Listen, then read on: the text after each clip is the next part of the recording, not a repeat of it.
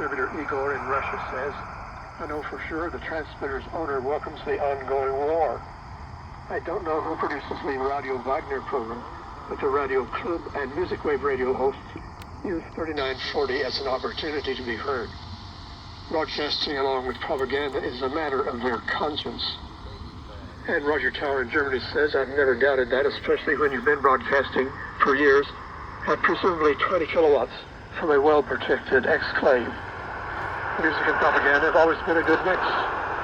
If you also present yourself as a pirate station, you're taking advantage of the positive image of Radio Caroline and others among many listeners who don't seem to understand this, or ignore it just to get one of those forgery-proof EQSLs with embedded C2PA content.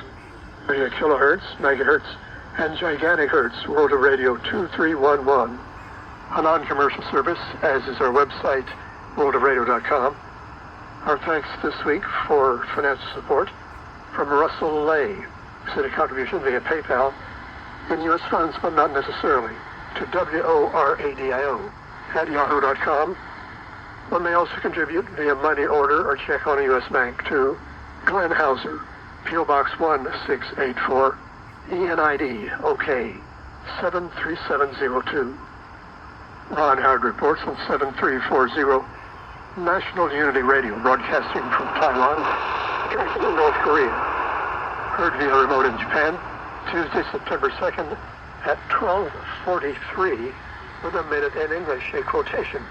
Don't count the days, make the days count, attributed to Muhammad Ali. Very poor muffled audio and light North Korean jamming.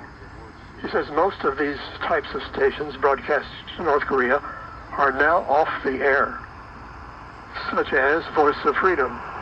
Sekyung of the Northeast Asian Broadcasting Institute in Seoul says it was on 5920 or 6045 and FM, but it ended completely August 31st. The last transmission was at 1301 UT. And Ron Howard got this from ChatGPT. Voice of Freedom was a clandestine psychological warfare station operated by South Korea's Ministry of National Defense, aimed to penetrate North Korea with news of the South, stories about North Korea's regime, and even K-pop culture. Medium Wave News has an article from 38 North and other sources about the Korean radio battle. The propagandists and censors at the Workers' Party of Korea can probably hardly believe their luck. For decades, they've battled against a constant daily flow of uncensored news and info into North Korea, directly contradicting the stories they tell their own people about Kim Jong-un, the peninsula, and the world. But in the last 3 months, everything has changed. The battle has taken a decisive turn in North Korea's favor, and they did not need to do a thing. Since May, the number of hours of foreign radio programming into North Korea has been reduced by almost 80%, and the level could fall even further over the coming months. Medium Wave News, an article by Ramy Humbert about Mexican social stations.